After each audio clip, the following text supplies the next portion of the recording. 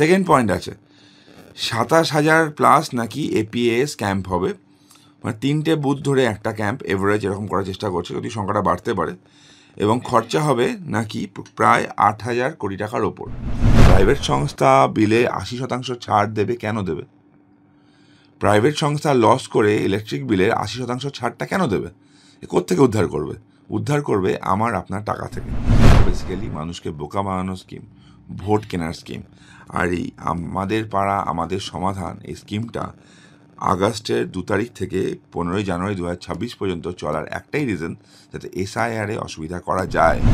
অভিষেক বন্দ্যোপাধ্যায় বলে শুনলাম কালকে, তৃণমূলের নেত্রীরাও বলেছে, শতাব্দীও বলেছে যে আমাদের ভোটারকে বাদ দেওয়া হচ্ছে। আমরা জানি যে মৃত ভোটাররা তাদেরই ভোটার, হ্যাঁ, মৃত ভোটারদের বাদ দেওয়া হবে, কারণ বাবার ক্ষমতা থাকলে আটকে দিই। আমাদের মুখ্যমন্ত্রী বাঙালি অস্মিতা না, এটা হচ্ছে বাঙালি প্রেম। আমি আবার বলছি বাঙালি প্রেম না, এটা হচ্ছে বাঙালি প্রেম। মুখ্যমন্ত্রী যে বিশেষ ভোট ব্যাঙ্কটা আছে, দুধ দেওয়া গরু ভোট ব্যাঙ্ক, বাংলাদেশি দুধ দেওয়া গরু ভোট ব্যাঙ্ক, সেই ভোট ব্যাঙ্কের প্রেম। আমরা যেমনটা জানি আজকে একেবারে 2রা আগস্ট, আজকে থেকে একেবারে আমাদের মুখ্যমন্ত্রীর ঘোষিত নতুন যে প্রকল্প আমাদের পাড়া আমাদের সমাধান, সেই প্রকল্পের একেবারে শুভ সূচনা কুণাল ঘোষ একেবারে ফেসবুকে পোস্ট করে তা জানিয়েছেন। কিন্তু সেই জায়গায় আমরা দেখতে পাচ্ছি প্রতি বুথের জন্য বরাদ্দ 10 লক্ষ টাকা। রাজ্যের সরকারি কর্মচারীদের অধিকারের বেলায় তাদের কোষাগারে টাকা নেই, সেই জায়গায় এখন 10 লক্ষ টাকা। পুজোর অনুদান 1,10,000 টাকা। কি বলবেন? পুজোর অনুদান নিয়ে পরে বলছি।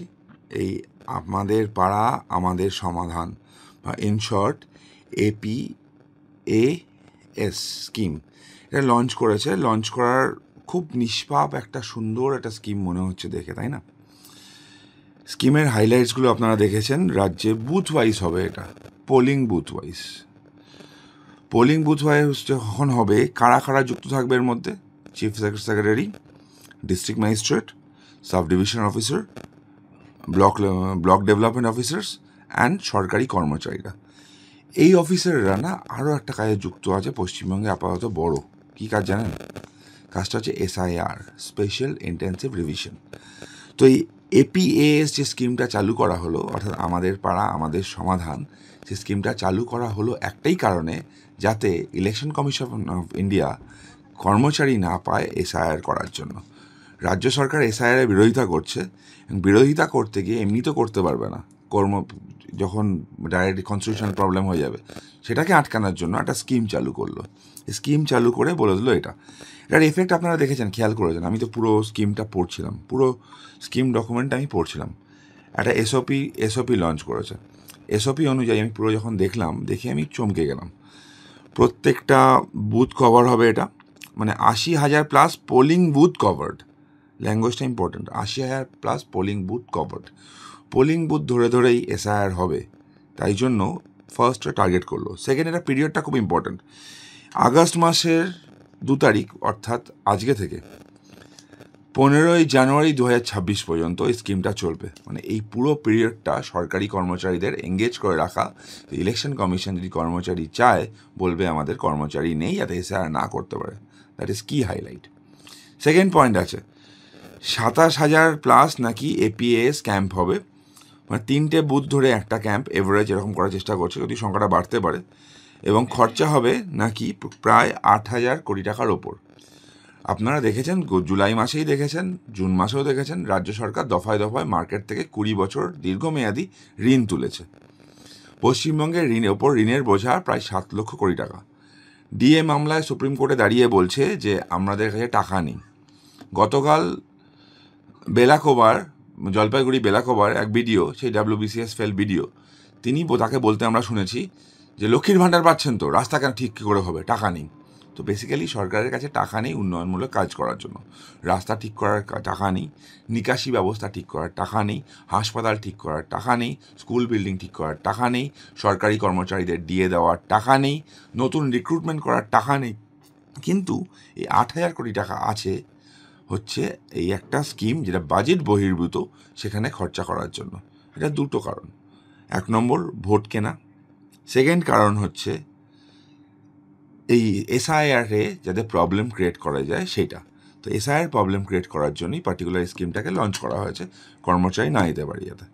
এবার এই 8,000 কোটি টাকা আপনার মনে হতে পারে 8,000 কোটি টাকা কোত্থেকে আসবে, আমাদেরও ধারণা কোত্থেকে আসবে, যেখানে রাজ্যের এত পরিমাণ ঋণের বোঝা, সেখানে এই টাকাটা আবার আসবে করতে, আবার লোন নেওয়া হবে, আবার দীর্ঘমেয়াদী লোন নেওয়া হবে, এবং লোনের বোঝা আমার আপনার মতো সাধারণ মানুষের উপর যাবে। ইলেকট্রিক বিল বাড়বে, ট্রাফিক ফাইন বাড়বে, জিনিসপত্রের দাম বাড়বে, জরুরি জিনিসপত্রের দাম বাড়বে, ঘুরপথে ঘুষের মাধ্যমে, ফাইনের মাধ্যমে, বিভিন্ন চক্কর দিয়ে টাকাগুলো উদ্ধার করা হবে। তো এফেক্টেড কারা? আমরা, আপনারা। এবার আসি পুজোর ব্যাপারে, আপনার যে পুজোর কোশ্চেনটা ছিল। প্রত্যেক বছর পুজোর অনুদান বেড়েছে। 2018 থেকে শুরু হয়েছে, 18 10,000 টাকা, 25-এ 1,10,000 টাকা, প্রায় 90%, 900% হচ্ছে ইনক্রিজ। তো এই 900% ইনক্রিজটা কার টাকা? এটা আমার আপনার টাকা। আচ্ছা, এরা সাধারণ মানুষকে একটা কথা বলছি আমি, সাধারণ মানুষরা ভাবুক তো। ইলেকট্রিক বিলে বলেছে 80% ছাড় দেবে। আমি গ্রামগঞ্জের কথা ছেড়ে দিলাম আপাতত, কলকাতার এলাকা নিয়ে বোঝাই সুবিধা হবে। কলকাতায় এতগুলো পুজো হয়, ইলেকট্রিক বিলে 80% ছাড় দেওয়া মানে কে দেবে? সিএসসি দেবে। সিএসসি কে? একটা প্রাইভেট সংস্থা। আর প্রাইভেট সংস্থা বিলে 80% ছাড় দেবে কেন দেবে? প্রাইভেট সংস্থা লস করে ইলেকট্রিক বিলের 80% ছাড়টা কেন দেবে? কোত্থেকে উদ্ধার করবে? উদ্ধার করবে আমার আপনার টাকা থেকে। পুজোর পরপর দেখবেন ইলেকট্রিক বিলে গোলমাল হচ্ছে, প্রতিবারই হয়। ইলেকট্রিক বিলে গোলমাল হচ্ছে, ইলেকট্রিক বিল বাড়ছে, এগুলো প্রত্যেকবারই হচ্ছে। সিএসসি রেট সব থেকে বেশি, কেন হবে না? এই 80% ছাড়, 50% ছাড় প্রতিবার যে ঘোষণা করে, সেগুলো আমার আপনার থেকে উদ্ধার করে, অন্য কারোর টাকা না। মুখ্যমন্ত্রীর ঘোষণা আমরা শুনলাম, 85 দিয়েছিলাম, এবার কত দেবো? 90, 95, আচ্ছা 1,10,000 দিচ্ছি।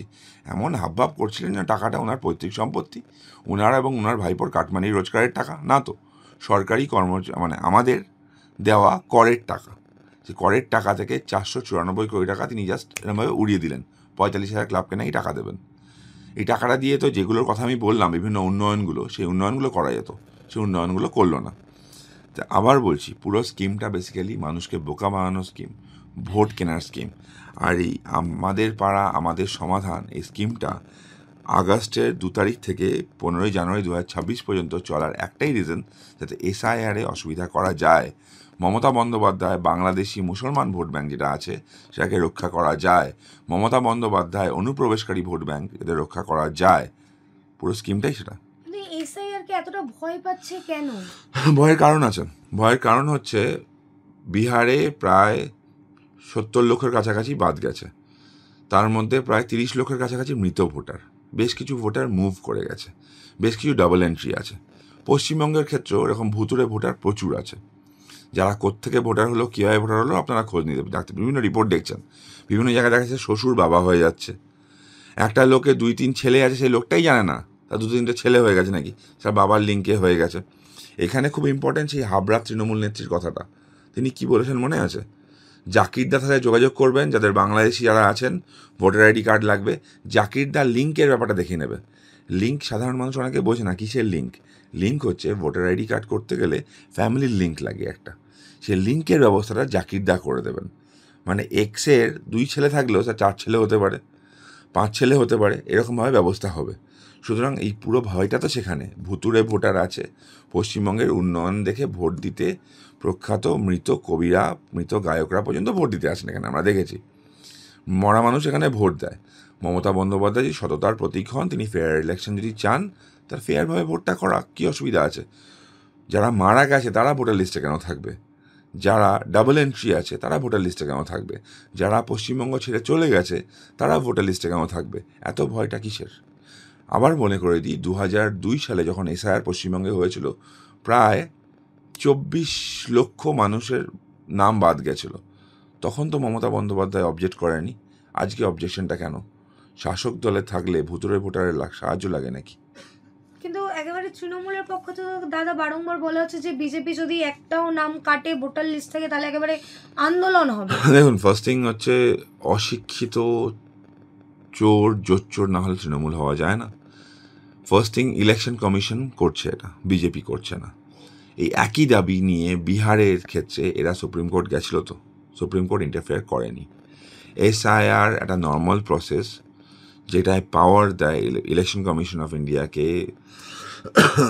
মানে এই এসআইআর কাজটা করার জন্য, সেটাকে কেউ আটকাতে পারবে না, কোনো দল আটকাতে পারবে না। তৃণমূলের ভয় এখানে দুটো কারণ আছে। আমি প্রথমে এটা দিয়ে শুরু করলাম যে সরকারি কর্মচারীদের এঙ্গেজ করে রাখা। এখানে ভয়ের দুটো কারণ হচ্ছে, এবার ইলেকশন কমিশন খুব স্ট্রিক্ট বলেছে, কাজে উল্টোপাল্টা যদি হয় চাকরি যাবে। যে বিএলওরা কাজ করবেন তারা যদি উল্টোপাল্টা করে চাকরি যাবে। মমতা বন্দ্যোপাধ্যায় আজ মুখ্যমন্ত্রী আছেন, কালকে থাকবেন না। সরকারি কর্মচারীদের চাকরি অনেক দিন থাকবে, তার চাকরি এমনি চাইলে কেউ কেড়ে নিতে পারে না, মুখ্যমন্ত্রীও পারে না। তারা যদি গোলমাল করে, ইলেকশন কমিশন যদি তাদের বিরুদ্ধে মামলা করে, তাদের চাকরিটা যাবে গ্যারান্টিড, সুতরাং তাদের চাকরি থাকবে না। মমতা বন্দ্যোপাধ্যায় বুঝতে পেরেছেন যে বিএলওদের ঠিক করে কাজ করতেই হবে, এই জন্য বিএলওদেরকে দমিয়ে দেওয়া। সেকেন্ড, এবার রুল যেটা হয়েছে, বিএলওদের কাজের সার্টিফিকেট বিএলওরা করবে, তার সার্টিফিকেট ডিএম করবে, তার সার্টিফিকেট চিফ সেক্রেটারি করবে। কোথাও গোলমাল হলে ক্রিমিনাল প্রসিডিং হবে। তাই জন্য মুখ্যমন্ত্রী এত ভয় পাচ্ছে, যদি স্বচ্ছতা আসে পশ্চিমবঙ্গের বিপুল সংখ্যক ভোটার, ভুয়ো ভোটার, জালি ভোটার, যা তৃণমূলকে সাহায্য করা, তারা বাদ যাবে। আর তৃণমূলের অভিষেক বন্দ্যোপাধ্যায় বলে শুনলাম কালকে, তৃণমূলের নেত্রীরাও বলেছে, শতাব্দীও বলেছে যে আমাদের ভোটারকে বাদ দেওয়া হচ্ছে। আমরা জানি যে মৃত ভোটাররা তাদেরই ভোটার, মৃত ভোটারদের বাদ দেওয়া হবে, কারোর বাবার ক্ষমতা থাকলে আটকে দিক। কিন্তু বিভিন্ন জায়গা থেকে দাদা বলা হচ্ছে যে আপনারা নাকি এই বিভিন্নভাবে তৃণমূলের এগেনস্টে এই পুরো বিষয়টিকে অ্যারেঞ্জ করছেন। না, তৃণমূলের ইলেকশন কমিশন আপনাদের হাতে, ইলেকশন কমিশন সংবিধানের হাতে, সংবিধানের তৈরি করা একটা সংস্থা। আমি আবার বলছি, ভুয়ো ভোটার, মৃত ভোটার নিয়ে তৃণমূল এত লাফাচ্ছে কেন? মৃত ভোটাররা ওদেরকে ভোট দেয়, সেটা আমরা দেখেছি, প্রমাণও পেয়েছি। এই বারাসাত জেলায় আমি দেখলাম গীতা দে বলে এক ভদ্রমহিলা, তার 10 জায়গায় নাম আছে। কি করে নাম থাকতে পারে? সম্ভব কি করে? ওই জাকির দ্বারা, যারা তৃণমূলের জাকির দ্বারা আছে, কোট আনকোট, জাকির দ্বারা লিঙ্ক করিয়ে দিয়েছিল, লিঙ্কের ফলে এইগুলো হচ্ছে। আমার বলছি, ভুয়ো ভোটার, মৃত ভোটার, ডুপ্লিকেট এন্ট্রি বাদ যাবে। স্বচ্ছ ভোটার তালিকা হোক, তৃণমূল বলুক না খেলা হবে, বলছি তো ফেয়ার প্লে হোক, মানুষের ভোট হোক। মানুষের ভোট দিয়ে মনে করে বিজেপি শূন্য পাবে, সেটা মাথা পেতে নেব আমরা। গণতন্ত্রে জনতার রায় শিরোধার্য, গণতন্ত্রে গণদেবতার রায় শিরোধার্য। গণদেবতা যদি মনে করে বিজেপি শূন্য হয়ে যাওয়া উচিত, বিজেপি শূন্য হয়ে যাবে, অসুবিধা নেই। কিন্তু জ্যান্ত মানুষরা ঠিক করুক, অ্যাকচুয়াল ভোটাররা ঠিক করুক বিজেপি সরকার চালাবে না বিজেপি শূন্য হবে। অ্যাকচুয়াল মানুষরা ঠিক করুক তৃণমূলের সরকারে থাকার যোগ্যতা আছে না সরকার থেকে চলে যেতে হবে। তো পুরো হিসাবটা এখানেই দাঁড়িয়ে আছে। মানুষের ভোট হোক, মানুষের ভোটে মানুষ ভোট দিক। স্বর্গ বা নরক থেকে মানুষ এসে ভোট দিয়ে কেউ দলে জিতবে, সে তো হতে পারে না বছরের পর বছর। মুখ্যমন্ত্রী একসময় বলল না, রাজ্যে 1.5 কোটি ভুয়ো ভোটার আছে, পার্লামেন্টে দাঁড়িয়ে বসলো। আর যদি 1.5 কোটিকে বের করে দেওয়ার কথা হয় মুখ্যমন্ত্রীর কথা রেখে, মুখ্যমন্ত্রী রাগ করছেন কেন? ওনার তো খুশি হওয়া উচিত, না সাধুবাদ হওয়া জানানো উচিত। এই পুরো কারণের জন্য কি একেবারে এই যে বাঙালি অস্মিতার শান দিচ্ছেন মুখ্যমন্ত্রী এখন, এই পুরো কারণ? দেখুন, না একটা কারণ হতে পারে, এটা অবভিয়াসলি একটা কারণ। দেখুন, একটা সিম্পল জিনিস হচ্ছে, প্রথমে ভারতবর্ষের বিভিন্ন প্রান্তে যে বাঙালিরা কাজ করছেন, তাদেরকে জাতীয়তাবাদী বাঙালি, ভারতবর্ষের বাঙালি, তাদের সকলকে আমার প্রণাম। কারণ তারা ধরিয়ে দিচ্ছেন যে বাংলাদেশি কারা, তারা ধরিয়ে দিচ্ছেন। কারণ এই বাংলাদেশিদের জন্য তাদের অসুবিধাটা হচ্ছে। তৃণমূল প্রচার করেছিল দিল্লিতে নাকি মাছ খেয়ে দেওয়া হচ্ছে না সিআর পার্কে ভিডিও আমাদের সামনে ইতিমধ্যে এসছে, আমরা দেখেছি। ওখানকে মাছ বিক্রি হচ্ছে, মাছ বাজার থেকে বলছে বেকার মমতা বন্দ্যোপাধ্যায় কথা বলছে। তৃণমূলের অভিযোগ নাকি রাজস্থানে বাঙালিদের অত্যাচার হচ্ছে।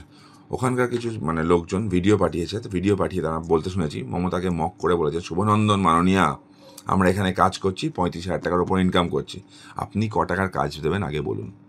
রাজ্যে কাজ নেই, পরিযায়ী শ্রমিকরা যখন বাইরের রাজ্যে চলে যায় তখন বাংলা অস্মিতা আর লাগে না। একটা বাচ্চা মেয়ে ধর্ষণ হলে সে প্রেগনেন্ট ছিল কিনা, লাভ অ্যাফেয়ার ছিল কিনা, যখন মুখ্যমন্ত্রী বলেন তখন লাগে না কোথাও।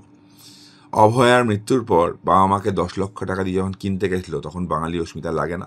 26,000 চাকরি যখন বাতিল হয়ে যায় দুর্নীতির কারণে, তখন বাঙালি অস্মিতা জাগে না। আসলে মুখ্যমন্ত্রী বাঙালি অস্মিতা না, এটা হচ্ছে বাঙালি প্রেম। আমি আবার বলছি, বাঙালি প্রেম না, এটা হচ্ছে বাঙালি প্রেম। মুখ্যমন্ত্রী যে বিশেষ ভোট ব্যাঙ্কটা আছে, দুধ দেওয়া গরু ভোট ব্যাঙ্ক, বাংলাদেশি দুধ দেওয়া গরু ভোট ব্যাঙ্ক, সেই ভোট ব্যাঙ্কের প্রেম মানুষ এটা বুঝতে পেরেছে। এই একেবারে পরিযায়ী শ্রমিকদের যে প্রসঙ্গ আপনি তুললেন, পরিযায়ী শ্রমিকদের তো একেবারে মুখ্যমন্ত্রী বলছেন যে বাংলায় ফিরে আসুন, জব কার্ড দেবো আমরা। আমি আবার বলছি, দিক না। করোনার সময় যখন পরিযায়ী শ্রমিকদের আনার জন্য শ্রমিক এক্সপ্রেস চালু করা হয়েছিল, তখন সেই শ্রমিক এক্সপ্রেসকে আমাদের মুখ্যমন্ত্রী বলেছিল করোনা এক্সপ্রেস। তখন নাকি একটা পোর্টাল করার কথা ছিল পরিযায়ী শ্রমিকদের ডেটা রাখার জন্য। পোর্টালটা আছে কি? নেই তো। বিভিন্ন সময় তারা যারা চলে এসলো করোনার সময় চলে আসতে বাধ্য হলো, তারা করোনার পর আবার কাজে কেন গেল? কারণ পশ্চিমবঙ্গে কাজ নেই। আমার রাজ্যের মুখ্যমন্ত্রী অত্যন্ত গর্বের সাথে বলে আমার রাজ্য 100 দিনের কাজে প্রথম। 100 দিনের কাজে আমার রাজ্য প্রথম, তার মানে হচ্ছে আমার রাজ্যে কোনো রেগুলার কর্মসংস্থান নেই। রেগুলার কর্মসংস্থান না থাকার ফলে মানুষ 100 দিনের কাজ করতে বাধ্য হচ্ছে। আমার মুখ্যমন্ত্রী বলেন আমার রাজ্যে 9 কোটি মানুষ নাকি 2 টাকা কেজি চাল নেয়, অর্থাৎ 9 কোটি মানুষ বিপিএল তালিকার নিচে। যে রাজ্যের অবস্থা, সেই রাজ্যে মানুষরা এসে কি করবে? কাশফুলের পাশবালিশ বানাবে, কচুরি বানার থালাবাটি বানাবে? মানুষ প্র্যাকটিক্যাল সত্যিটা বোঝে। আমি আবার বলছি, এই ওভারঅল যা ইস্যু আছে, মুখ্যমন্ত্রী যেগুলো নাটক করছেন, মানুষ ধরে ফেলেছে। যারা বাইরে কাজ করছে তারা রোজগারের জন্য গেছে এবং অনেক রোজগার করছে, নির্মাণ কাজের জন্য তারা ওখানে যাচ্ছে। সুতরাং মুখ্যমন্ত্রীর নাটকে কেউ বলবে না। কিন্তু তিনি তো একেবারে দুর্গাপুজোর অনুদান ঘোষণা করলেন নেতাজি ইন্ডোর থেকে, সেখানে দাঁড়িয়ে তিনি বললেন যে যে সকল বাঙালিরা বাইরে আছে তাদের ওপর অত্যাচার হচ্ছে, তাদের থেকে সব কেড়ে নেওয়া হচ্ছে, তারা এলে যেন হ্যাঁ, আমি তাদের নতুন বললাম বস্ত্র দেওয়া হয়। মুখ্যমন্ত্রী যাদের কথা বলছেন, আমি আবার বলছি, আমি তো চাই আমার পশ্চিমবঙ্গের লোকজন পশ্চিমবঙ্গে কাজ পাক। তো মুখ্যমন্ত্রী যখন এতগুলো কথা বলছেন, তা বলে দিক কী কাজ করবে তারা, কী কাজ করবে এবং কোথায় কাজ করবে এবং তার মজুরি কত হবে। যে সকল শ্রমিকদের মানুষদের পশ্চিমবঙ্গের বাইরে কাজ করে, তা মুখ্যমন্ত্রী পশ্চিমবঙ্গে ফিরতে বলছেন। সত্যি ভালো কথা, সাধুবাদ জানাই। কারণ পশ্চিমবঙ্গটা বৃদ্ধাশ্রমে পরিণত হচ্ছে। এখানকার যুবকরা পশ্চিমবঙ্গ ছেড়ে অন্যান্য রাজ্যে কাজে চলে যাচ্ছে। তারা যদি পশ্চিমবঙ্গে ফিরে আসে, তারা কি কাজ করবে, কত টাকার কাজের ব্যবস্থা হবে, তাদের মান্থলি স্যালারি কত হবে? ওই 100 দিনের কাজের কথা বলবেন না। 100 দিনের কাজ 100 দিনও পায় না। সে কত টাকা তারা স্যালারি পাবে তার হিসাবটা মুখ্যমন্ত্রী দিক। তাদের লিভিং স্ট্যান্ডার্ড কী হবে মুখ্যমন্ত্রী দিক। যদি অন্য রাজ্যে কাজের থেকে এখানে রাজ্যে কাজের টাকা মাইনে বেশি হয়, তা তারা নিশ্চয়ই ফিরবেন এখানে। মুখ্যমন্ত্রী বলে দিক। দুর্গাপুজোয় একেবারে নেতাজি ইন্ডোর থেকে মুখ্যমন্ত্রী বললেন যে সিকিউরিটির প্রসঙ্গে তিনি বললেন তিনিও নাকি রাতভর জেগে পাহারা দেবেন। আরজিগড়ের সময় তো হ্যাঁ, আরজিগড়ে পাহারা দিয়েছিলেন তো। আরজিগড়ে তিনি পাহারা দিয়েছিলেন, পাহারা দিয়ে দেখেছিলেন রুমটা ভাঙা হচ্ছে কিনা ঠিকঠাক করে। ওইখানে যেই লোকগুলো ভাঙতে এসেছিলো তাদের কয়েকজন ধরা পড়েছে, কাদের নির্দেশে ভাঙতে এসেছিলো দেখা যায়নি। কোন কাউন্সিলরের লোক, কোন বিধায়কের লোক, তারা আমরা জানি। ওই পাহারা যতবার মুখ্যমন্ত্রী রাজ্যকে পাহারা দেন, বাংলার সর্বনাশ হয়। দাদা একেবারেই শেষ প্রশ্ন, আমরা যেমনটা জানি 4 তারিখ একেবারে ডিএ মামলা, একদম শেষে রাজ্যের পক্ষ থেকে এমএ ফাইল করে বলা হয়েছিল যে তারা সুপ্রিম কোর্টে টাকা জমা রাখবে, যখন তাদের কাছে সেই অ্যামাউন্টটা আসবে তারা সুপ্রিম কোর্টে জমা রাখবে, নয়তো রাজ্য সরকারের কোষাগারে টাকা নেই, যত আয় হয় তার থেকে বেশি ব্যয় হচ্ছে। না, সত্যিই নেই। রাজ্য 7 লক্ষ কোটি টাকা ঋণে ডুবে আছে। রাজ্য সরকারের কাছে টাকা নেই। বাংলার সাধারণ মানুষরা ভাবুক যে রাজ্য সরকার সুপ্রিম কোর্টে গিয়ে বলছে যে আমাদের কাছে টাকা নেই, সেই রাজ্য সরকার 8,000 কোটি টাকা একটা প্রকল্প নতুন চালু করছে কি করে। সেই রাজ্য সরকার 494 কোটি টাকা দুর্গাপুজোর অনুদানে কি করে দিচ্ছে। বাংলার মানুষ ঠিক করুক। এটা বাংলার মানুষদের লুটে দেওয়া হচ্ছে বেসিক্যালি।